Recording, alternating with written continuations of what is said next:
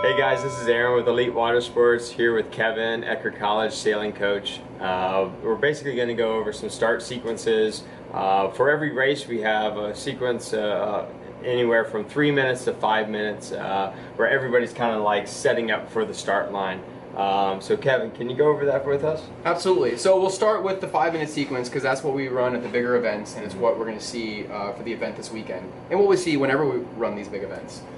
That sequence is going to be 5 minutes long, and you're going to hear a sound signal at 5 minutes, 4 minutes, 1 minute, and then go. So 5 minutes, 4 different horns. At 5 minutes to go, you're going to hear one horn,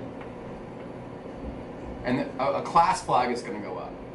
The class flag can be different at different regattas. It just symbolizes whatever a class it is, and the idea is, just some sort of identifier. We only have one start, so this could be anything. It doesn't matter. So we'll just say that the class flag goes up in 5 minutes. Gotcha. Okay. Could be a symbol or color, or whatever it is. Okay. And so the timing is important, and just understanding what it is important.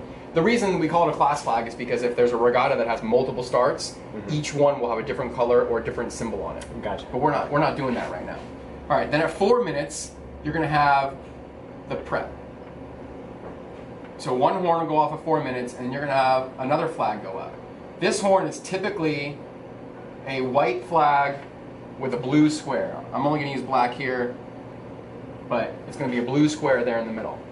That lets you know that you're fully into the sequence.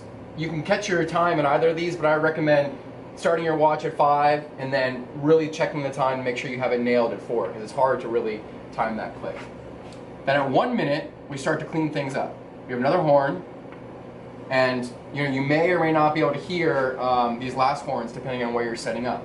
But this flag is going to go down. So the prep flag that was up is going to go down. So now we're only going to have this flag up. I guess I can, if people want to just be visual, we can do this. Okay? Okay. And then at go, so at 0, right, when we're getting ready to race, you have one horn. Very few people on the race course will be able to hear this. Only people that are right by the race committee boat. And then at that point, the class flag is going to go down. So when we're done, we have no flags up. And the idea is to not have a flag up at go, because that can be confusing. We have all the flags cleared out when the gun goes off. And that takes us through it. Well, nice. If we're running a short course, right, so like the Tuesday night series around here, we do what we call a dinghy start, which is for comes from small sailboat racing. And that's going to be all with sound signals. So it's going to be a 3-minute starts, and at 3 minutes, you have 3 long whistles. And that lets you know you have 3 minutes. A long whistle means a minute, a short whistle means 10 seconds. Okay. Because the next thing we're going to hear is at 2 minutes, we're going to have 2 long whistles, right? You can see a trend here. But then we start to add some more sound signals, because you may not be able to hear all of them, and this allows you to just grab the ones that you can hear and use them to know what the time is.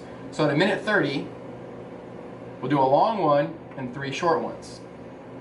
And we keep following this. At 1 minute, we have 1 long one. And then I'm going to come down to the next line here, but then we get a little busier so that you can really get a good countdown. And what we'll have is at 30 seconds, 3 short ones. At 20 seconds, 2 short ones. And then you can guess it at this point. At 10 seconds, 1 short one. And then depending on preference of whoever's running the races, they can do a countdown, or they can just do go. So you can have go, which would be 1 long one, or you could have 5, 4, 3, 2, 1, go. And really funny to me, but most of the time inexperienced people are blowing whistles. They end up doing 5 whistles for the countdown. It's 6, right? You have the last 5 seconds and then a long one at go. Understood. But nice. it's not really necessary. 10 seconds for kite racing is probably all you really need, 10 and then go, because at that point you're going too fast to change your mind anyway. But that takes us through the 2 different ways we can run these races.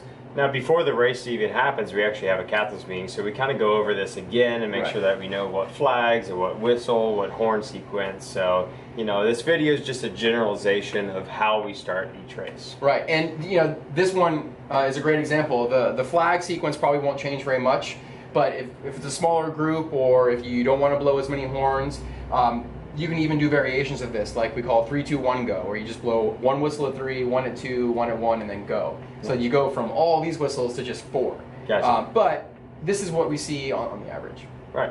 Well, thanks, Kevin. No problem. We'll see you guys this weekend, May 6th. See ya.